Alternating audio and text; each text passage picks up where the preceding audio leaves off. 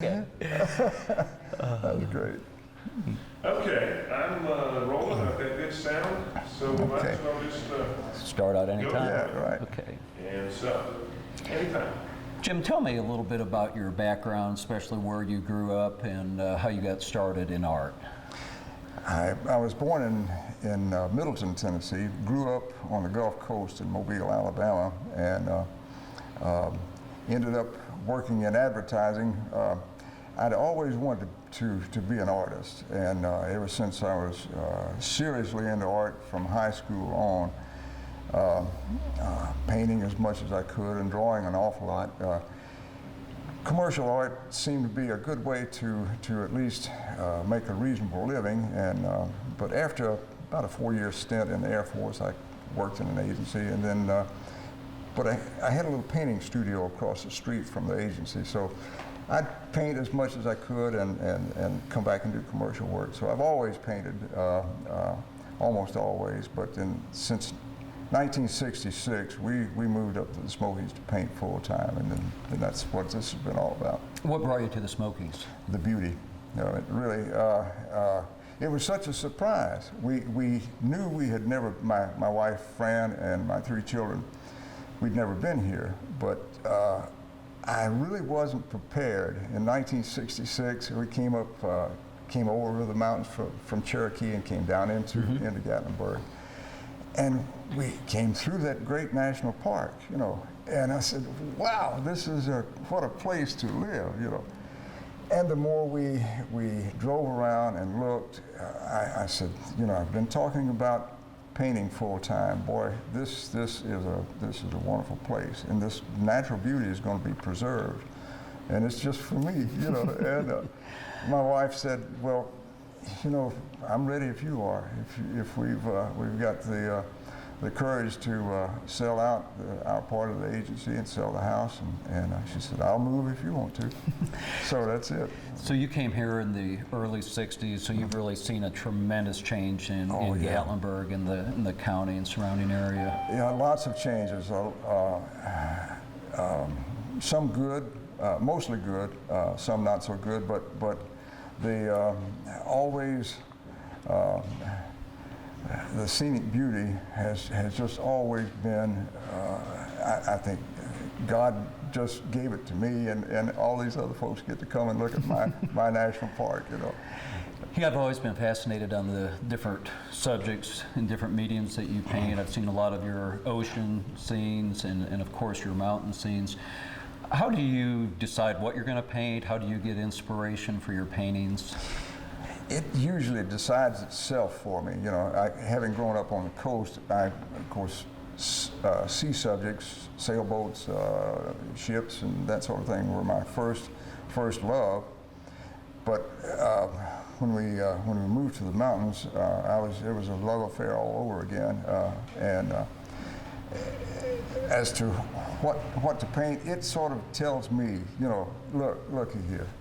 This is it, and it came around the corner. You know, I was telling you about that painting a while ago, Pittman Center this last fall. Fran and I were out looking for subject matter, and I keep my sketch pad and camera with me, and we came around the corner over in Pittman Center, and it took my breath away. Now, I've been around the same road, I don't know how many hundreds of times, you know. This one particular time, the light was just right. I saw it in a different way. And as my old high school art teacher, Miss Kennedy, said, see the picture before you ever start it. If you don't see the picture, don't start yet, you know. I saw the picture right then. I said, wow, you know. Yeah. And I got out of the car and started doing a little sketch, took a few photographs, and then the painting came from that. So. Tell me about your sculpting too. I've seen a lot of your work, and it's as beautiful. It's fascinating too. Well, thank you. Sculpture is it's art, just like painting, but it's such a totally different form of art. In painting, you're creating an illusion of dimension. You know, you're trying to fool somebody into having dimension, a three-dimensional quality to it. And in sculpture, you're creating dimension. So just that alone makes it totally different, you know. And there's a tactile sense of mashing the clay or carving out something. That appeals to I like to build things, and that satisfies the building urge. And like I said, it's just totally different from painting. So when I'm tired of painting, there's always something that's sort of waiting to be carved or sculpted. Are there any pieces of art that you've created that you would not part with? Something that's that close or personal to you that you would never sell it or even give it away? Oh gosh, they're all like children. I just prefer to think that they all find good foster homes, because if I don't let some of them out of the house, I'm going to be up to my nose in children of paintings. You know, I paint almost every day. I'm 70 years old now, and I've painted since I was, in high school. I don't even want to think how long ago that's been. So I've got a lot of paintings and a lot of drawings that had it not been for some generous people along the way that have paid their good hard-earned money for something that I've done, I would be up to my nose in paintings. And we don't do prints of everything that I paint. We couldn't possibly reproduce everything, but we do a lot of reproductions of the work, giclée reproductions and lithograph reproductions, and it allows me to keep a lot of the originals. I would prefer my family, when I'm gone, I would prefer my family has more originals. Mm-hmm. And not prints, and the world has lots of my prints and not quite so many originals. A lot of folks have some originals, mm-hmm. A lot of folks have a lot of originals, and they're scattered around the world. I'm grateful for that, but when the dust settles and I'm gone, I really would rather my family have the as many originals as possible. So many people come to this area, and we have so many repeat customers that come year after year. Yeah. And I know that when you came here in the 60s and there weren't any art galleries, I'm just thrilled that you basically saw the need, and there have been other artists locally that have followed, but to recreate this beauty that people can have is so important. Well, it was just a lucky find for me, and I think I just lucked out in being one of the first. Way back in the 30s, there was a guy named Louis Jones that worked and had a gallery. But when we first came here, there was just there were a lot of portrait painters, and a lot of guys doing a lot of people doing portraits on the sidewalks, and possibly there were people painting mountain scenes, but I just didn't see them, and there were no galleries downtown. Shortly after we moved here, really, things began to blossom. There were some great craftsmen. When we moved to onto Buckhorn Road, the Craft Arts Tour was not formed, but there were so many craftsmen, potters and weavers, mm-hmm. and furniture makers, wood carvers, and I drew up a little map one time. Being in advertising, the old advertising thing suggested that I try to get everybody in the same harness, and we get a little map and stick a card or a brochure, Sure. So I went around from shop to shop to shop out here on the Glades Buckhorn Road Crafts Arts Tour now, and said, I'm Jim Gray, and I've got a little gallery over here where Ken McDonald's pottery used to be, and I would like to get us all together. I'll do the drawing and make a map, and we'll make a card, and we can put them in a brochure rack or something, and for lack of a better thing to call it, how about the Great Smoky Mountain Craft Arts Tour, and everybody liked the idea, and they all sort of signed on, and we split the cost and did the printing and stuck the brochures in, and the little map, everybody had their place on the map numbered, and a little blurb of copy about it. The broom shop, I remember Pap Ogle in his broom shop, he was one of the first that signed on. I said, well, what kind of copy do you want on it? He's just write me something, it'll be okay. He said, you know what I'm about, I make brooms. How neat, how neat. That was the way that sort of got to rolling, and that that helped me. It helped. We all seem to be pulling in the same kind of harness. So, Well, the Glades is as much a Gatlinburg experience to our guests as anything, and the craft tour is something that people really, they'll come back time and time again and see it. Tell us a little bit where you're located on the craft tour, and if you would discuss a little bit about the Cliff Dwellers. That was an amazing feat to move that. Well, we're on Glades Road, about let's see, it's about 6.5 to 7 miles outside of Gatlinburg, east of Gatlinburg, and there's a great craft arts tour that Glades Road onto Buckhorn Road and then back to Highway 321. It makes a nice loop, and then back to town, back to Gatlinburg. I don't know how many great craft shops there are on this tour, and artists. There are some terrific galleries, and this area, East Tennessee, is full of more good artists than any place I know of. But this area right here in East Tennessee has even more than its share, and there's some terrific artists out here. I don't consider it competition. We all kind of consider it as we're kind of a big art family, you know. And if I don't have what someone's looking for, I know that some of the other folks might have it. So we try to send them on, and the favor gets returned. We get people that said, hey, so-and-so said to come down, you might have so-and-so. We have just enjoyed being here. The Church Mouse Gallery is, this is the old Glades Lebanon Baptist Church, and they were going to build them a new church down the road up on a hill, and my son Chris found out that this was for sale, and we thought, what a great building for a gallery. Yeah, it would it's already fabulous. be a blessed building, and so I need every help I can get, every bit of help I can get, you know. Can't go But wrong. it has made a great gallery, so it's a Jim Gray gallery, but we call it the Church Mouse Gallery. And the Cliff Dweller shop that's next door, that was that beautiful building was one of the first buildings that I noticed when we first came into Gatlinburg. Coming over from Cherokee, just headed toward Gatlinburg. We knew we were going to spend at least the night here.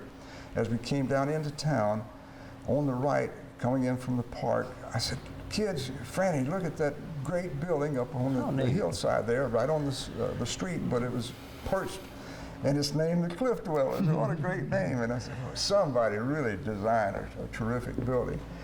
That was in 1966. Not too many years ago, my son Chris said, I'd always said, I love that building. It was designed and built by Louis Jones. He was an artist from Woodstock, New York. And he was the first artist that came here and actually did have a gallery. Then after he passed away, there were not too many, I don't think there was any other galleries ever here. At least when we came, there weren't. And I didn't know at that time that this guy, or his history, we've since learned an awful lot about him. The building was going to be torn down and another building built. My son Chris found out that we could get the building if we could get it moved in 2 or 3 weeks, 2 weeks I think it was. And anyhow, I said to him, it'll have to be cut in half. He said, actually, it'll have to be cut into 3 pieces, Dad, and we've already got a crew going, working on it. So that building is relocated next to the Church Mouse out here, and it's totally reconstructed, rebuilt as it was, Yeah. and Louis Jones' studio is in fine shape, and Louis would be proud, and I'm sure he's already seen it as it's been rebuilt. It's a good-looking building right next door to us here, full of craftsmen and other artists right now. Jim, tell me about your family, please. My wife, I've got a great family. My wife, Fran, 50 years coming up in November. I can't imagine someone putting up with me for that many years. But and she blessed me with 3 terrific children, and there was Laurie and Chris and Matt, and they're older than I was when we first moved to the mountains. So it's, age, they seem like kids to me still. But then they've blessed me with 7 great grandchildren. So I've got a terrific family. And family is the main thing behind any success that I've had, because I've always had a great backup crew.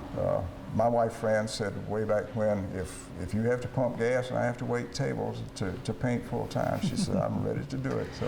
So you just knew that you were going to paint full time someday. It was just in your heart. You just had a burning desire for it. I almost didn't have a choice. It was I couldn't think of any reason that would be fearsome enough or scary enough not to at least try it. I knew as long as I could keep drawing that one of these days I would just draw and paint full time. And 1966, this is 2003. It's been a good bunch of years, and I hope I still got a few more. Well, I'm sure you do, and we, along with who knows how many people, are thrilled that you did that, made that decision, and to capture the beauty of this area is just so important. Well, it is a blessed place. Honestly, when almost every time I've gone into the park to paint, I don't just paint in the national park, I paint all over the place, but there's something about sitting along one of the streams and painting, and you come back home with a painting partially done, and you've had a great day, and you commune with nature and God. I always come back home feeling like I've been in church all day, and that's not a bad feeling to end your day with, and I've got something to show for it too. So this is a great place. What painting took you the longest to paint it? Is there anyone in particular you remember or any painting that just was hard to finish? Gosh. Yes, there was one called Buckhorn Hill, and it was right up behind the hill. It was on the hillside behind our first house here, up in the mountains. And there was an old chestnut that had been blown over. Of course, we've lost the chestnuts years ago, and this thing had a monstrous root system, and it was so sculptural and beautiful. One of the first paintings I did on my own property was that one called Buckhorn Hill.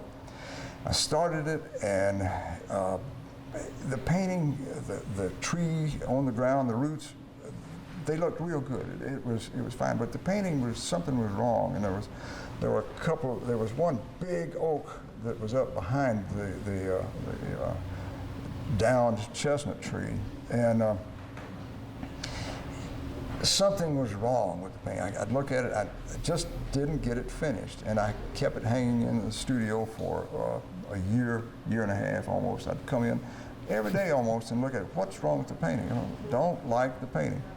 It was that monstrous big black trunked oak behind this other tree that was dominating, just overwhelming, and I hadn't really seen it. I was enamored with my own work on the chestnut roots and things, and I thought, well, it's just great, but the painting is a failure. Why? And one day I said, that big black trunk of that oak tree is just too much, and I sort of scrubbed out and made a couple of trees, opened up the light in between that, instead of making one big massive trunk, I had at least 2 smaller ones, and one smaller than the other one, and the painting blossomed. It was as simple as that, but I just hadn't seen it for well over a year. So I guess as far as getting a painting started and finished, that was about a 1.5 year project, but it worked out. Now your home, did Hubert Bibb design that? Yes. What was he like?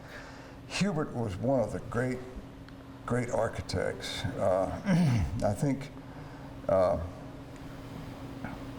anybody in Gatlinburg or in Sevier County or in this part of the country and maybe a lot of other places, that if you ask somebody about what kind of house you live in, if they happen to have lived in a house that Hubert Bibb designed, almost invariably they'd say, I live in a Bev house. Hubert had this unbelievable genius to, like certain great architects, to put his brand on the design. I mean, you knew when you looked at a house or a building, you can go through downtown Gatlinburg and you know which commercial building, which motel, which restaurant, which house was a Bev design. Hubert had that individual stamp that he put on it, and they all looked like individuals. They all had this great character and individuality, yet they also immediately, you just knew Hubert Bev designed that. And on top of that, he was one of the best looking old guys I've ever seen, and I would imagine he was a heartbreaker as a young man. Just the other day, I saw some drawings that Hubert had done as a young student architect, and here was Venice and Rome and cities around in Europe. Pencil drawings that were as good as anybody, any artist, not just an architect. I'm talking about a sketch artist and a guy that really is into beautifully drawing and accurately drawing what he's looking at. Hubert could do it. And he's sorely missed, but will always be remembered just for the tremendous talent. There's some folks trying to put together some sort of a memorial for Hubert, and I think that will be one of the greatest things that can happen in Surrey County, because for young architects to come and look at Hubert's, I've seen full-size plan sheets that Hubert had, his pencil work and his details, the drawings of details. This guy could work so fast. I've watched him work. I used to do some renderings for him now and then, and he was a neighbor of mine. You know, I had no idea I had these great neighbors. Doug Bev, his brother, owned and built Buckhorn Inn. That was just down below our house. And I didn't realize that. Yeah. Hubert and Doug were brothers. Doug built the inn back in '36 or something like that. Hubert designed it for Doug. Then Hubert retired here from Illinois and moved just up the hill and across the road a piece from Doug. And I lucked out. My wife found our house. It was a Bev house. And we moved there, and I just didn't realize when we first moved there what a fantastic, glorified neighborhood we moved into. It's just, this was the nicest house that she found, and we just lucked out. It was our coming here was meant to be. It really was.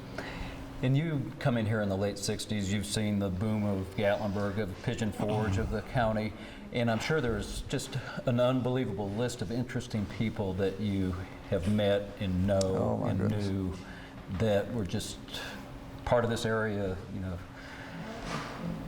Maybe you could elaborate on a couple of them. Oh my goodness. I know it's a tough question. Yeah, it really is, because There's so many.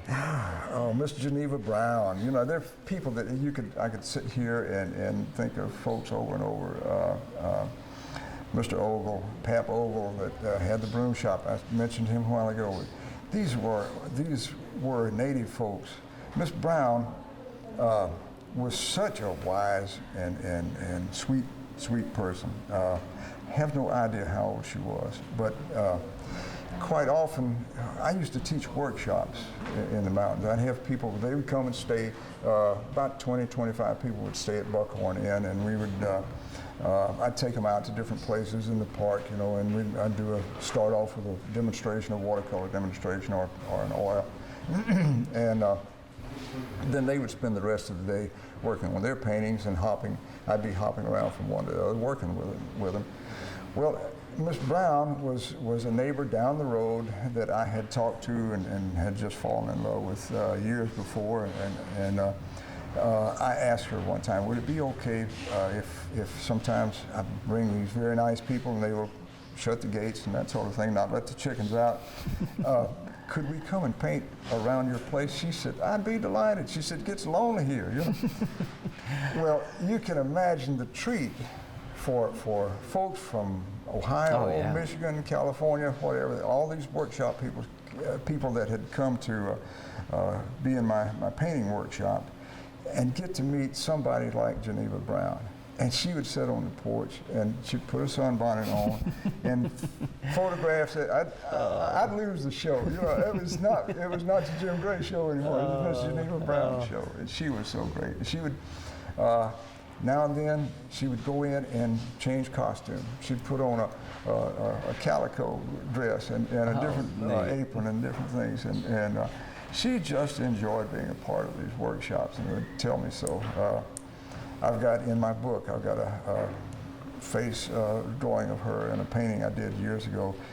Did a painting of her sitting in the porch swing, and I was doing a sketch, and a friend of mine was taking a photograph, and she had a piece of string, and she tied it in a knot, and she said, "Now, what do you want me to do?" I said, just talk, and I'm going to sketch, and Bill's going to take a picture or two of you, if you don't mind. And she said, "I don't mind." And she said, then she was doing this, and then she says, "Can you make a crow's foot?" and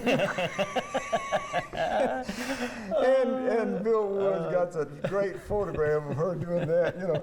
And she had this wonderful expression, but I did a painting of her later on, of her with that string just sort of hanging over her fingers and loosely in her lap. And but I titled it, "Can You Make a Crow's Foot?" Because anybody that sees that string tied together knows that there's some string stuff going to go on. But she was one of the great people. There's so many. My goodness, it would take me years to think of Zenith Whaley, Elder Zenith Whaley, down by the river here at the little Greenbrier, the little Pigeon River near Greenbrier. First time I met him, I was painting a little picture, doing a painting of a church, and this guy came along on his little tractor, a little Farmall Cub, small tractor, and he was kind of plowing his tobacco field. And we introduced ourselves. I hadn't been here long, and Zenith, what a great name, Zenith. You know? Yeah. But he said, "I'm Zenith Whaley." I said, "I'm Jim Gray," and we shook and talked a while. And he said, asked me about the painting. What do you do? He said, "I'll have to come over and take a look at some more of those." And we were chatting. He said, I got up this morning, and the Lord said, Zenith, you better get out there and plow that field today, get it fixed up. And he said, "I got up this morning and decided that's exactly what I'm going to do." And he said, he said, "I guess I better quit talking to you because I want to get the work done." And about that time, down the road came the truck that was full of stock fish, you know, that they raised at the fish farm. Trout, full of trout, and the guys were going down to the bridge, and they were going to toss in new trout. And Mr. Whaley said, "Lord, look at there." He just shut his tractor off for a minute. He says, I said, "What's that?" He said, "They're going to dump a lot of trout in that river, just in a little bit." And he said, "I reckon the Lord wouldn't mind if I wait one more day to finish this field." He cranked up and headed back to the house. Last I saw him, he was coming over with his rod and reel. And great people, great people. So many of them. The people do make the area, definitely. Oh, there's no question about it. No question about it. It's just, they've blessed me with their friendship, and the area has blessed me with its beauty.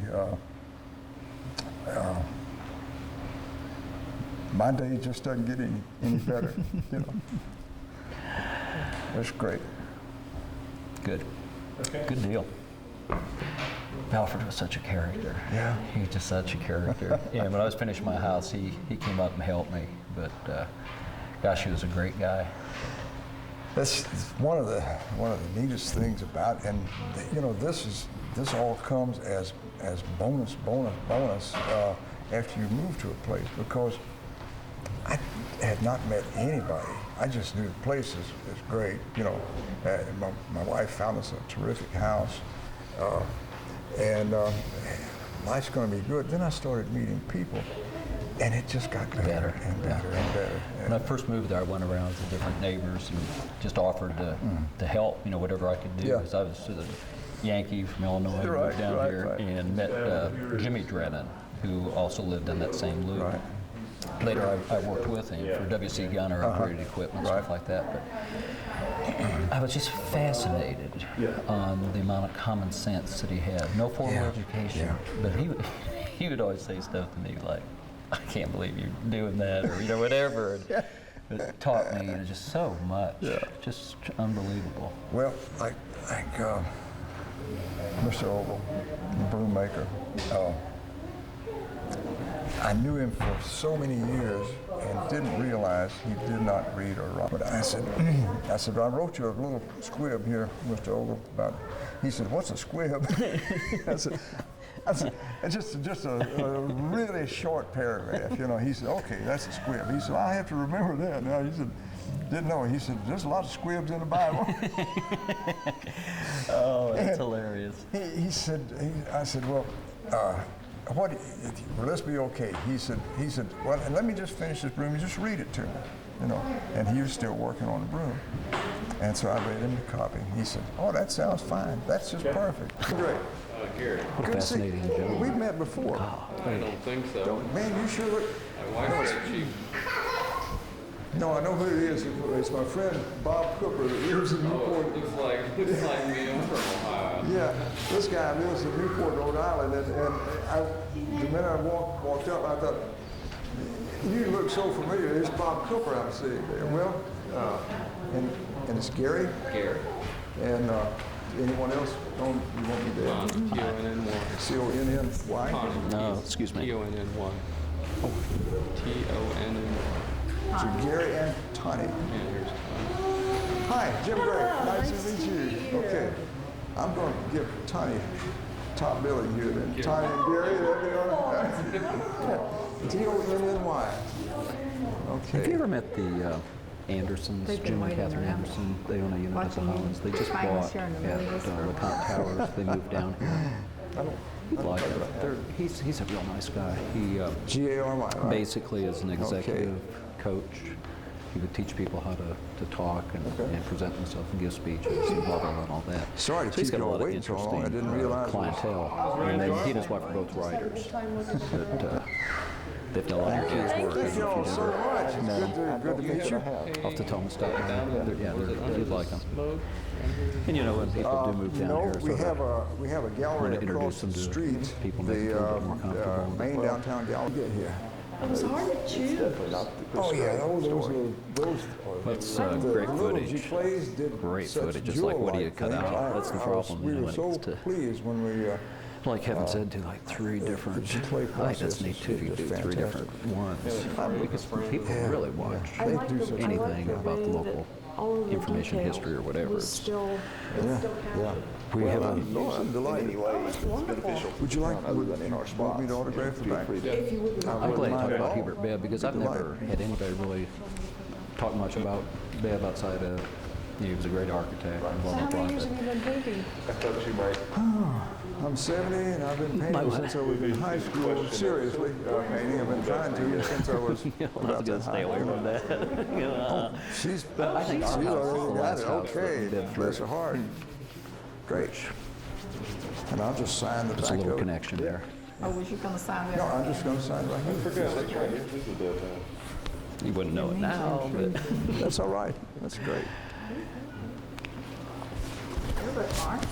And this is a painting. And anyone else, or just Megan right now? Michael Simonis, Okay. headed out just after Christmas. Let's see. They did 5,000 miles in 10 days. Nice thing, we find when we're down there, going down for That's hotels. great. That's great. wow. And we're leaving today, and said, oh, we haven't found our little jewelry They got yet. clear out California. Saw Steven Spielberg with his I'm glad we Walk of can Fame. run. Oh, I am just How tickled neat, pink. man. We started skiing again this year, and it was so cute to watch Mickey go all the way to the top, come all the way down by herself, Even though they're and small, the way got to the meet frame Thomas and get to know him. The ski instructor, the director of skiing, nice Thank you, guy. He's Megan. from Switzerland, but Thank you so much. I love really a it. good guy. It's a great name. Yeah, Y'all got, yeah. both got great names. Tony. You know, we like it, and I just wish someone would have taught me when I was. Azaleas came in that color, really. They're called golden cherry. Cindy doing well? Yeah, see, I thought, I Thanks. assumed those Thank were you. I lilies. will. See, where's the book? I'm show you in that. He would have been proud. Our this one's- neighbor Do you have any cut cuttings of several the big, rhododendrons on the huge mountain? oak trees. So Cindy's dad and I, we snaked them down day and I I'm cut them all gonna from Yeah, blocks. we have. And we just split them we last had week by a hand. We have rhododendron one that splitter I guess that's is- okay. I'm not sure there's one on the wall. As a matter of fact, here, there's me painting that painting. That was in the, yeah, there's rhododendron. When do these bloom? In June, rhododendrons, Susie, around June, May, June. One day I'm gonna go down here and see that. This is out in front of our house. This is Fran's garden. And the book has got a lot of the paintings of, here's one that you look through. And this one's been, Gosh, this is that's sold wild. a shot worn copy. And I think that painting This is amazing. is right in the front.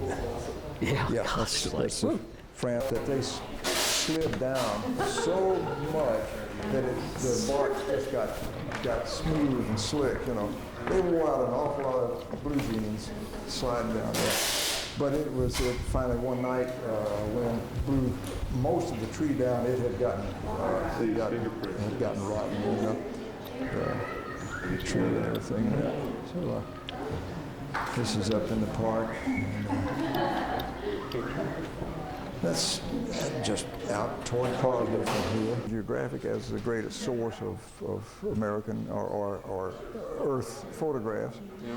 And of all, they had a limited number of photos that they could digitally record on these gold records that were going to be placed on side in case Voyager 1 or Voyager 2 encountered some alien being. You know, this was a bottle tossed into the ocean of space, and nobody would ever know for sure. But it's just we tossed it anyway, and